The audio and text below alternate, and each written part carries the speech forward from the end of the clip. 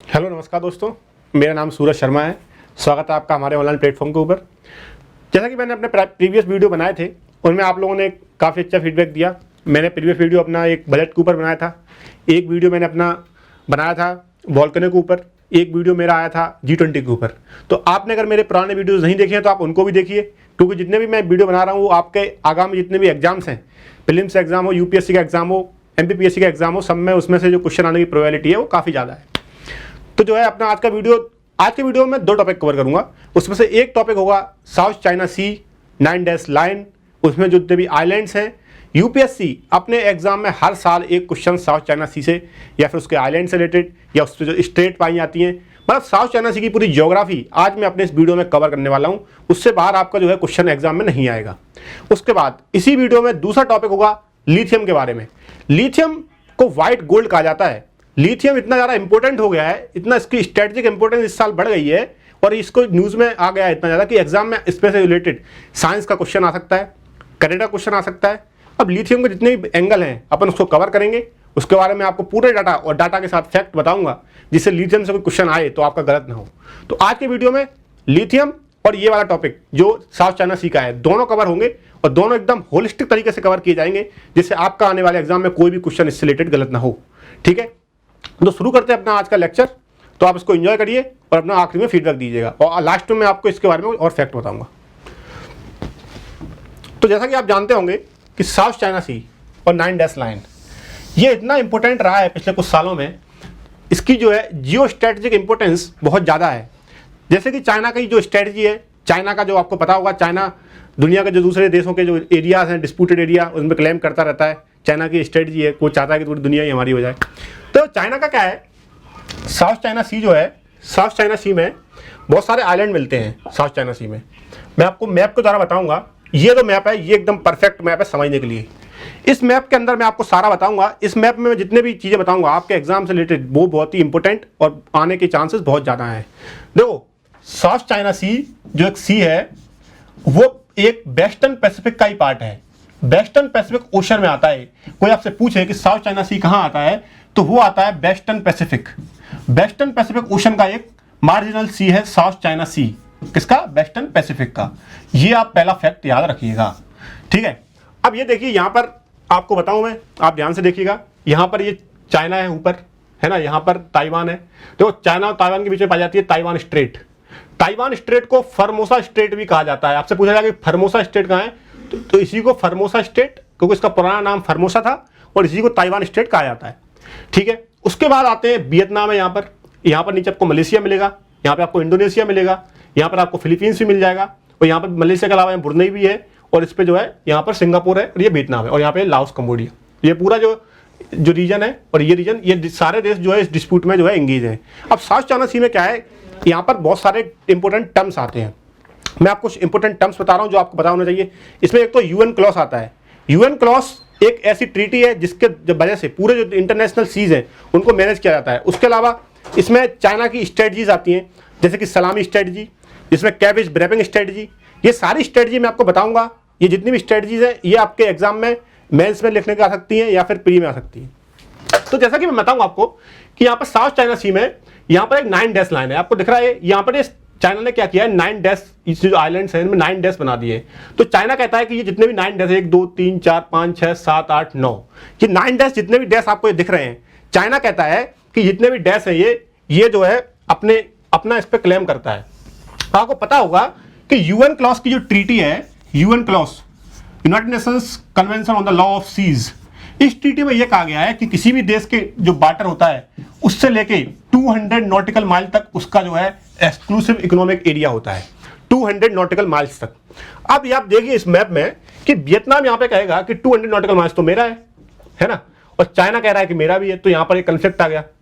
यहाँ पर मलेशिया कहेगा कि मेरा भी है और चाइना कहेगा मेरा भी है। तो यहाँ पर नॉटिकल माइल्स के अगर देखा जाए तो यहाँ पर भी डिस्प्यूट है। मतलब क्या है कि चाइना ने पूरे जो है इस चीज के अंदर, इसके अंदर सारे देशों के साथ ये डिस्प्यूट जो है हो गया है इसकी वजह से। अब चाइना क्या करता है कि सबको जो है फोर्स करता है, उसमें जो अपनी स्ट्रेटजीज, दूसरी जैसे सलामी स्ट्रेटजी बताई मैंने आपको। सलामी स्ट्रेटजी में आपको बताऊं, जैसे कि सलामी एक स्ट्रेटजी, सलामी टैक्टिक्स को कहते हैं। इसमें चाइना क्या करता है, पहले किसी रीजन को डिस्प्यूटेड घोषित करता है। डिस्प्यूटेड घोषित करेगा पहले तो, उसके बाद क्या करेगा, उस पर क्लेम करेगा अपना। उसके बाद इसमें क्या है, फोर्स यूज करेगा, और फोर्स यूज करेगा तो कहेगा कि आप हमारा ये रीजन ले लो और हमें अपना वो रीजन दे दो। तो इसमें क्या होता है कि चाइना इस वजह से जो है ये स्ट्रेटजी अपनी जो है सी के अंदर अपना रहा है। तो ये स्ट्रेटजी आप याद रखिए कि पूछा जाए कि सलामी टैक्टिक्स किससे रिलेटेड है, तो ये एग्जाम में पूछी जा सकती है। उसके बाद यहाँ पे आप आइलैंड देखिए, आपसे सीधा प्रीलिम्स में ये पूछा जाएगा कि स्पार्टली आइलैंड्स कहाँ मिलते हैं, पैरासेल आइलैंड कहाँ मिलते हैं, नेटुना आइलैंड कहाँ मिलते हैं, है ना, तो स्कैरवेलो रीफ कहाँ मिलती है। तो ये चीज़ें आपके प्रीलिम्स एग्जाम के लिए बहुत इंपॉर्टेंट है। पहला चीज़ पैरासेल आइलैंड, दूसरा आप यहाँ देखिए यहाँ पर और आइलैंड देखिए, यहाँ पर पैरासेल है, यहाँ पर स्पार्टली मिलेगा आपको, यहाँ पे सूबी रीफ है, यहाँ पे ह्यूजेस रीफ है, यहाँ पे जॉनसन साउथ रीफ है। ये भी ये देखो इसमें इंपोर्टेंट पैरासेल और स्पार्टली मोस्ट इंपोर्टेंट है। उसके बाद जॉनसन साउथ रीफ याद रखिएगा आप, ये तीनों ही आपके लिए बहुत इंपॉर्टेंट है। उसके ऊपर बाद पीछे चलते हैं, एक और मैप में आपको दिखाऊं। इस मैप में आप देखिए, इस मैप में अपन देखेंगे ये साउथ चाइना सी है, ठीक है। यहाँ पर क्या है कि ये फिलीपींस है, फिलीपींस और इसको चाइना को जो अलग करता है उसको कहते हैं सुजान स्ट्रेट, सुजान जल संधि। सुजान जल संधि जो है किसके बीच में है, चाइना और फिलीपींस के बीच में। ये एक प्रीलिम्स का क्वेश्चन है अपने आप में। उसके बाद यहाँ पर आती है मिंडनाओ स्ट्रेट और यहाँ पे आती है बालाबेक straight. Sujan straight, Mindanao straight और बालाबेक स्ट्रेट, ये जो है सुलू सी है, सुलू सी यहाँ पर पाया जाता है, सुलू सी। तो ये भी याद रखिए आप।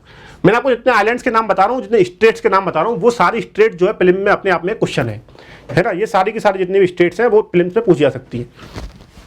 Lujan strait, Mindanao strait and Balabac strait, और ये है साउथ चाइना सी। यहाँ पर जितने मैंने आपको आइलैंड बताए, यहाँ पर स्पार्टली आइलैंड है, यहाँ पर पार्सल आइलैंड है, और यहाँ पर एक आइलैंड और है नेटुना आइलैंड। कौन सा, नेटुना आइलैंड। और एक उसके अलावा और याद रखिएगा आप, एक यहाँ पर बिट्सन रीफ पाई जाती है। बिट्सन रीफ पूछा जाए आपसे कहाँ पाई जाती है, तो ये भी जो है साउथ चाइना सी में ही है। तो मैंने आपको जितने भी फैक्ट बताए, जितनी मैंने आपको स्टेट्स बताई और जितने भी आइलैंड्स के नाम बताए, चाहे वो पैरासेल आइलैंड हो, चाहे वो स्पार्टली आइलैंड हो, चाहे वो और दूसरा आइलैंड हो, तो ये सारे जो है इसी के अंदर आते हैं, साउथ चाइना सी के अंदर। ये अपने आप में यूपीएससी हर साल अपने एग्जाम में साउथ चाइना सी से रिलेटेड, ईस्ट चाइना सी से रिलेटेड एक क्वेश्चन पूछता रहता है। तो आपको ये जो है सारे फैक्ट जितने बारे में बताया याद रखिए। अब आप आते हैं अपनी पीपीटी में, यहाँ पर 9 के बारे में लिखा हुआ है। ये एरिया है जो क्लेम किया जाता है चाइना के द्वारा, ये इसका जो लार्जेस्ट पोर्शन है इसकी सी का, साउथ चाइना सी का, तो ये चाइना जो है इसको क्लेम करता है। यहाँ पर एक रीफ पाई जाती है और सोल, स्कालवरो सोल, ये भी पूरे प्री में आएगा कि स्कालवरो सोल कहाँ पाया जाता है, तो आपको याद रखना साउथ चाइना सी में पाया जाता है, ठीक है। इसमें क्लेम करते हैं फिलीपींस, चाइना, ताइवान, ये सबके द्वारा क्लेम किया जाता है, क्योंकि मैंने बताया ना आपको यहाँ पर 9 डैश लाइन है और जो 200 नॉटिकल माइल सबका आ रहा है, तो सारे जो है देश क्लेम करते हैं, तो यहाँ पे जो है डिस्प्यूट पैदा हो जाता है इसकी वजह से, ठीक है। तो उसके बाद अपनी अगली साइड पे चलते हैं और देखते हैं इसके बारे में और चीज़ें क्या है। जैसा कि मैंने आपको बताया, यहाँ पर स्पेटली आइलैंड में आपको बता चुका हूँ, स्पेटली आइलैंड के बारे में मैंने आपको बताया था। स्पेटली आइलैंड में क्या है, ये भी क्लेम चाइना के द्वारा इसके ऊपर किया था। फिलीपींस, चाइना, मलेशिया, ये सारे देश इस पर जो है क्लेम करते हैं। उसके बाद पैरासेल मैंने आपको बताया था, पैरासेल में क्या है, पैरासेल क्लेम करता है चाइना, वियतनाम और ताइवान। ये सारे आइलैंड के नाम मैं बता रहा हूँ आपको, वो सारे आप याद रखिएगा। उसके बाद और आगे चलते हैं और इसमें अपन देखते हैं और मैप के हिसाब से। अब देखिए आप, ये 9 डैश दिख रहा है आपको, 9 डैश लाइन, और ये स्पार्टली है, ये स्कालवरो सोल, पैरासेल आइलैंड। मैंने आपको और बताया, जो इसमें लिखे नहीं है वो आपको बता दे रहा हूँ मैं, इसमें जो लिखे नहीं है उनके बारे में। एक तो यहाँ पे नाटुना आइलैंड, नाटुना आप अलग से नोट कर लीजिए, इस स्लाइड में नहीं लिखा है नाटुना, है ना, नाटुना आइलैंड आप याद रखिएगा, ये भी इंपॉर्टेंट है ना। उसके बाद आगे चलते हैं, इसमें आप अगर फैक्ट अगर देखना चाहें और फैक्ट बताऊं आपको इसमें, तो देखो साउथ चाइना सी में क्या है, दुनिया का जितनी भी ये बहुत ही एक बिजिएस्ट ट्रेड रूट है। मतलब इसमें लगभग 3 ट्रिलियन का ट्रेड, पूरी साल में लगभग 3 ट्रिलियन का ट्रेड साउथ चाइना सी के जो ये एरिया है उससे होता है। तो आप समझ सकते हो इसमें जो है गैस रिजर्व्स, इसमें ऑयल रिजर्व्स, काफ़ी सारी चीज़ें पाई गई, जिसकी वजह से सारे देश जो है इसमें जो है इसके डिस्प्यूट होता है इसकी वजह से। क्योंकि देखो आप नेचुरल रिसोर्सेज ही होती है जिसकी वजह से दुनिया में जो है डिस्प्यूट पैदा होते हैं, है ना। तो ये बहुत सारी जो ट्रीटी है यूनाइटेड नेशंस की, उसको जो है ये वायलेट करता है चाइना का जो क्लेम है, ठीक है। उसके बाद अगली साइड पे चलेंगे अपन और देखेंगे इसके बारे में।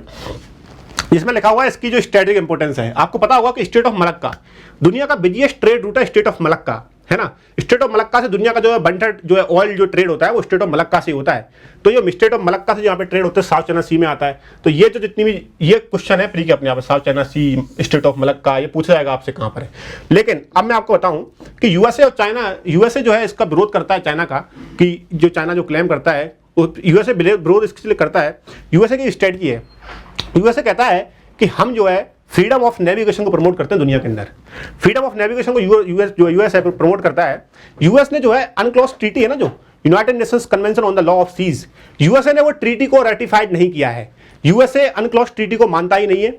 यूएसए ने जो है कहा है कि हम इस ट्रीटी को नहीं मानते, हम बिलीव करते हैं फ्रीडम ऑफ नेविगेशन में, है ना। तो आप याद रखिएगा फ्रीडम ऑफ नेविगेशन के बारे में, यहां पे मैंने लिख रखा है फ्रीडम ऑफ नेविगेशन, है ना। तो यूएसए ने जो है अनक्लॉज ट्रीटी को साइन नहीं किया है। आपको एग्जाम में स्टेटमेंट आए कि यूएसए ने अनक्लॉज ट्रीटी साइन कर रखी है, तो यूएसए ने अनक्लॉज ट्रीटी को साइन रेटिफाइड नहीं किया है, रेटिफाई तो नहीं किया है, जिसकी वजह से वो फ्रीडम ऑफ नेविगेशन को प्रमोट करता है दुनिया के अंदर। तो आप ये याद रखिएगा, ठीक है। स्ट्रेटेजिक जो है साउथ चाइना सी की स्ट्रेटेजिक इंपोर्टेंस के बारे में मैंने आपको बता दिया। उसके बाद और आप मैप देख सकते हो, इसमें जो देश सारे, वियतनाम आता है, यहाँ पर कौन कौन से, मलेशिया है, इंडोनेशिया है, यहाँ पर जो बोर्नियो आइलैंड है अपना, यहाँ पर मलेशिया, यहाँ पे कोटा केनावलू, यहाँ पर साउथ चाइना सी, यहाँ पर मनीला, और ये आप मैप में अपना जो है देख सकते हो कौन कौन से देश यहाँ आते हैं, ठीक है। मैं आपको सारा ये बता चुका हूँ कि यहाँ पर कौन कौन से United Nations law of the sea, सबके बारे में आपको बता चुका हूँ। यहाँ पे जॉनसन साउथ रीफ पाई जाती है, फेरी रीफ पाई जाती है, ये सारे के सारे जितने भी आइलैंड के नाम है वो आपके एग्जाम के लिए बहुत इंपॉर्टेंट है। अब अपन चलेंगे अपने अगले टॉपिक के ऊपर। मैंने आपको बताया था कि इस वीडियो में 2 टॉपिक कवर कर रहा हूँ। साउथ चाइना सी का टॉपिक मैंने आपको कवर करवा दिया है। उसके बाद अब मैं अगले टॉपिक पे चलूंगा, यहाँ पे लिथियम के बारे में। दूसरा टॉपिक हमारा जो लिथियम के बारे में है, इतना इंपॉर्टेंट और हॉट टॉपिक है ये, इस समय इतना न्यूज में चल रहा है, इस साल इसके बारे में क्वेश्चन आने की प्रोबेबिलिटी बहुत ज्यादा है। कैसे? क्योंकि हमारे देश में इस समय जम्मू एंड कश्मीर के अंदर क्या हुआ, जम्मू कश्मीर के अंदर 5.9 मिलियन टन का जो है लिथियम रिजर्व जम्मू कश्मीर के रियासी डिस्ट्रिक्ट के अंदर मिला है। तो लिथियम बहुत ज्यादा इंपॉर्टेंट हो जाता है इसकी वजह से। तो क्वेश्चन ये नहीं कि लिथियम का करंट अफेयर से आएगा, क्वेश्चन आ सकता है लिथियम के साइंस बेस्ड क्वेश्चन, क्योंकि लिथियम न्यूज में आ गया है। तो लिथियम का क्वेश्चन साइंस का भी आ सकता है और करंट अफेयर का भी आ सकता है। तो आपको जो लिथियम के बारे में है बहुत ही ज्यादा होलिस्टिक तरीके से कवर करना पड़ेगा, जिससे कि क्वेश्चन कहीं से भी आए और अपना क्वेश्चन गलत ना हो। तो मैं आगे वीडियो में अपने में इस वाले में ऐसे आपको फैक्ट बताऊंगा जो एग्जाम के लिए, प्रीलिम्स के लिए बहुत ही ज्यादा इंपॉर्टेंट है। तो लिथियम के बारे में आपको पता होगा, जैसा कि लिथियम के बारे में, लिथियम क्या है, इसका एटम नंबर 3 होता है, पीरियोडिक टेबल में आता है, ये एक मेटल है, पहली चीज याद रखिएगा। आपसे क्वेश्चन आए कि पीरियोडिक टेबल का लाइटेस्ट मेटल कौन सा है, तो वो है लिथियम। ये भी अपने आप में प्रीलिम्स में क्वेश्चन आता है बहुत सारे वनडे एग्जाम में कि लाइटेस्ट मेटल कौन सा है, तो वो है लिथियम। लिथियम को व्हाइट गोल्ड कहा जाता है। आपसे प्रीलिम से पूछा जाए कि व्हाइट गोल्ड किस मेटल को कहा जाता है, तो वो लिथियम को कहा जाता है ना। तो ये लिथियम के बारे में, इसको व्हाइट गोल्ड कहा जाता है, ये बहुत ही ज्यादा इंपॉर्टेंट है। आपको पता होगा कि आपकी फोन की बैटरी से लेकर आपके लैपटॉप आप जो चलाते होंगे उन सब में जो है लिथियम आयन बैटरी यूज होती है। तो लिथियम आयन बैटरी और लिथियम और पॉलीमर बैटरी, ये दोनों बैटरी अपनी यूज होती है, और मेनली लिथियम बैटरी। आपको बताऊं मैं लिथियम की स्ट्रेटजिक इंपॉर्टेंस इतनी ज्यादा क्यों है। इंडिया ने 2021 में 8800 करोड़ की लिथियम बैटरी को इंपोर्ट किया था। 8800 करोड़, 8800 करोड़ रुपए की लिथियम बैटरी इंडिया ने 2021 में इंपोर्ट करी थी बाहर से। तो आप समझ सकते हो कि लिथियम रिजर्व का मिलना इंडिया के लिए एक बहुत बड़ा जो है बून है ये, है ना। तो इसकी वजह से जो है लिथियम की इंपोर्टेंस बहुत ज्यादा हो जाती है। अब मैं आपको लिथियम की प्रॉपर्टी बता रहा हूं, ये क्वेश्चन डायरेक्ट आएगा प्रीलिम्स में, मेंस में 3 मार्क आ सकता है, प्रीलिम्स में एक फैक्चुअल क्वेश्चन आ सकता है। लिथियम एक केमिकल एलिमेंट है, इसका सिंबल आपको लिखा हुआ है यहाँ पर, एक सॉफ्ट सिल्वरी और व्हाइट मेटल है, याद रखिएगा आप। उसके अलावा under the standard condition it is lightest metal. मैं आपको बता चुका हूं कि ये लाइटेस्ट मेटल है पीरियोडिक टेबल का, और लाइटेस्ट सॉलिड एलिमेंट है ये लिथियम।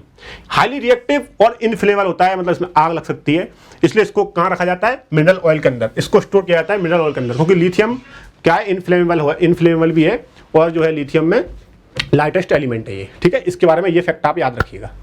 उसके बाद अपनी अगली स्लाइड पे चलेंगे, तो अगली स्लाइड में आपको बताऊंगा लिथियम के बारे में और कुछ इंपोर्टेंट फैक्ट। अब मैं आपको बता रहा हूं वो लिथियम के बारे में एकदम पूरी होलिस्टिक नॉलेज दूंगा आपको। वर्ल्ड में लिथियम कहां मिलता है, लिथियम के रिजर्व कहां मिलते हैं, और लिथियम के बारे में दुनिया में कौन कौन से देश है जो अच्छा प्रोडक्शन कर रहे हैं। तो देखो लिथियम के बारे में बताऊं, ये एक अल्कली मेटल है ना, रेयर अर्थ मेटल है। देखो रेयर अर्थ मेटल आपको बताऊं, टोटल जो है 17 rare earth metal periodic table में पाए जाते हैं। कितने? 17। प्री में अगर क्वेश्चन पूछा जाए how many rare earth metal found in periodic table, तो उसका आंसर है 17। तो ये भी एक अपने आप में प्रीलिम्स का क्वेश्चन है कि जो आपसे पूछा जाए कि रेयर अर्थ मेटल टोटल कितने हैं, तो वो है 17 rare earth metal found in our periodic table. उसके बाद the alkali metal consist of chemical elements lithium, sodium, potassium, rubidium, caesium, francium. तो ये सारे के सारे जो है आप इसको पढ़ लीजिए। और रेयर अर्थ मेटल क्या होते हैं, इनमें जो है नियोबियम और बेरिलियम, लिथियम, ये सब आते हैं, ठीक है।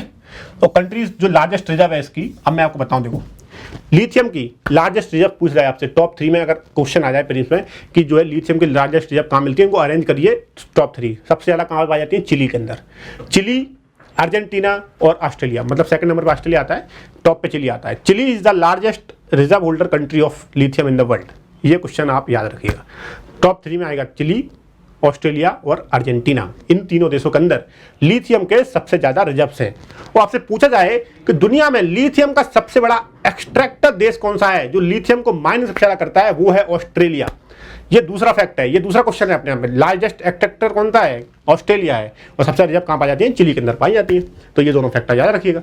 उसके अलावा सबसे ज़्यादा लिथियम की प्रोसेसिंग कहाँ होती है, लिथियम को प्रोसेस सबसे ज़्यादा कहाँ किया जाता है, चाइना में। देखो चाइना में लिथियम के रिजर्व्स तैयार नहीं मिलते हैं, लेकिन दुनिया की 58% लिथियम की प्रोसेसिंग जो होती है वो चाइना के अंदर होती है।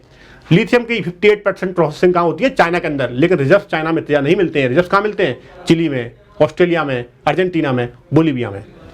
अब मैं आपको बताऊंगा लिथियम ट्रायंगल के बारे में। क्वेश्चन पूछा जाता है कि लिथियम ट्रायंगल में कितने देश आते हैं और ये कहां पाए जाते हैं। ये मैप में बताऊंगा मैं आपको।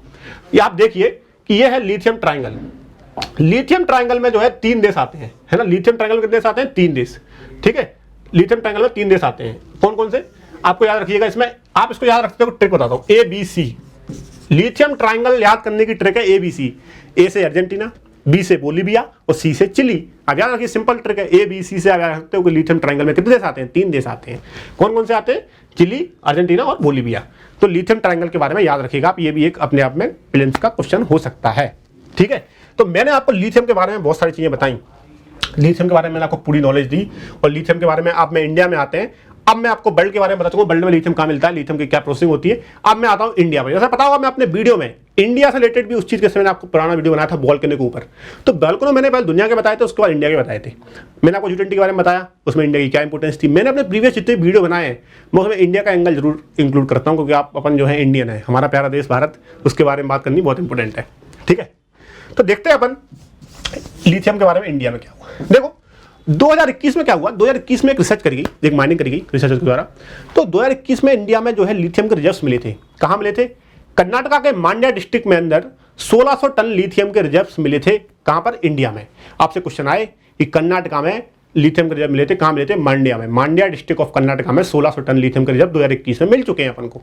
और देखो ये इंडिया में, और इस बार जो रिजर्व मिले 5.9 मिलियन टन जम्मू कश्मीर के रियासी डिस्ट्रिक्ट के अंदर, वो दूसरे रिजर्व है इंडिया में, है ना। तो अब क्या होता है कि रिजर्व जो मिल तो गए 5.9 टन इंडिया में मिले हैं, लेकिन ये अभी क्या बहुत ही शुरुआती स्टेज है। अभी इसमें क्या है, बहुत ज़्यादा रिसर्च होगी, 5-7 साल और लगेंगे इसमें, और ज़्यादा। अभी क्या है, इसको अपन इंक्लूड नहीं कर सकते, इसमें भी बहुत ज़्यादा स्टेजेस होती हैं। जब कोई भी माइनिंग होती है उसमें बहुत सारी स्टेज होती हैं। उसके बाद जब ये कंफर्म हो जाएगा कि इसको माइन करने के लिए तैयार है, ये जो अपनी रिजर्व्स हैं, तब अपन इंडिया को जो है इंक्लूड करेंगे कि हाँ इंडिया अब एकदम तैयार हो चुका है। इसमें भी बहुत साल लगेंगी, लगभग 5-10 साल मेरे ख्याल से लगनी चाहिए अभी, तब इसको अपन जो है लिथियम को माइनिंग करने का सोच पाएंगे, है ना। अब इसमें टाइम लगेगा बहुत। लेकिन प्रीलिम्स का क्वेश्चन आपको सही करना है तो 2 याद रखना आप। एक तो मांड्या, है ना, मांड्या कर्नाटका में यहाँ मिल चुकी है, और दूसरा कहाँ मिला है, J&K में। तो 2 जगह इंडिया में जो है लिथियम के रिजर्व मिल चुके हैं। ये कर्नाटका में है अपना, और ये अपना J&K में है। तो ये दोनों याद रखिएगा, दोनों फैक्ट, ठीक है। तो क्या होता है इसमें जो लिखा हुआ है, रिसर्च एटॉमिक मिनरल डायरेक्टरेट, ये अपना जो है एटॉमिक मिनरल डायरेक्ट क्या करता है, ये जो रिसर्च, ये जो माइनिंग का काम यही करता है। तो इसमें लिखा है कि 14,100 टन जो small patches of land survey जो किया गया सदर्न कर्नाटका में मांड्या डिस्ट्रिक्ट में, वहाँ पर ये मिला है। तो मैं आपको बता चुका हूँ ये पहली बार है। पहला कहाँ मिले, मांड्या में, और सेकंड मिले J&K में। तो आपको मैं पहले ये सब बता चुका हूँ अपने वीडियो में, मैंने आपको बोल के सब सुना दिया, तो आप इसको पढ़ लीजिएगा, ठीक है एक बार। तो अदर पोटेंशियल साइड बताऊंगा आपको इंडिया में और क्या कहें। देखो जो मेजर जो मीका मिलता है ना यहाँ पे, माइका, देखो माइका भी एक इंपोर्टेंट मिनरल है। तो जहाँ पे माइका मिलता है उसके साथ जो है लिथियम के रिजर्व्स मिलने की प्रोबेबिलिटी भी होती है।